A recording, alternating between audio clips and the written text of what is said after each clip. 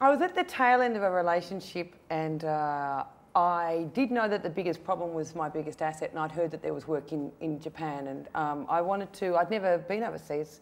Nobody in my family had ever been overseas, and I'd heard that I could. You know, there was work as English teacher, and you know, if you're under 26, you got a working holiday visa, and anyway, so off I went, and was an English teacher in Japan for 18 months. So when I left Japan, I thought that the world was really deceptive. It was just like you're in Melbourne, an hour later you're on a plane and you're in Sydney. It's just like, how big was the world? I really wanted to feel it. So when I left Japan and I decided to come home, I wanted to travel not by plane, but like actually across the physical landmass. So I took a night bus from Tokyo to Kobe, which is a bit like that horrible night bus from Melbourne to Sydney. Has anyone ever taken that?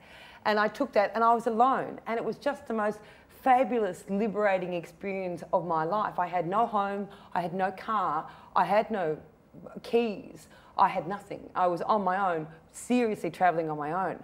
And I got onto this boat, and I took the slow boat to China.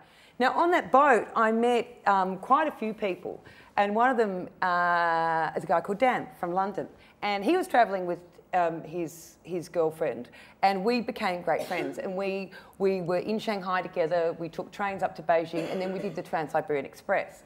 And I had this, you know, Dan and I had this lovely old time, and but you know, he had a girlfriend, and that was all fine. And I was in a not too sure what was going on in experience kind of situation. And a year later, I found myself back in London, and I was 25, 26. And anyway, I called Dan and his girlfriend to stay, and they had split up, and I was single.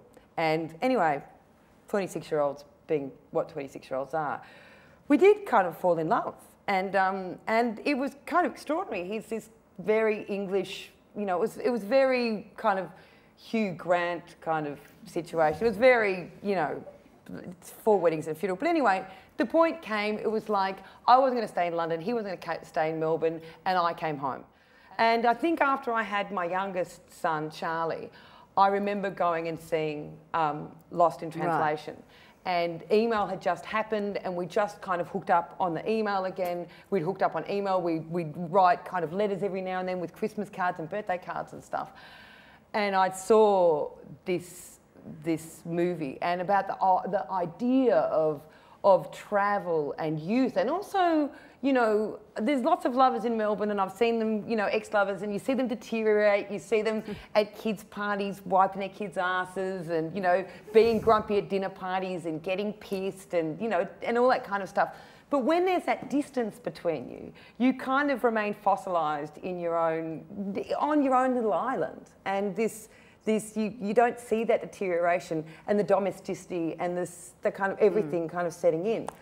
And I saw Lost in Translation, and everything just kind of, you know, it hit me like an anvil. And I emailed him and said, I just saw Lost in Translation, and it had just come out, and he said, me too.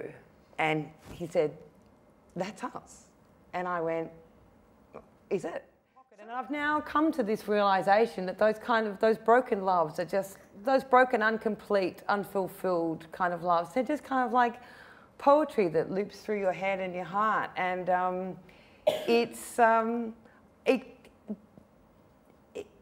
there have been moments that just, those thoughts have kept me warm at night.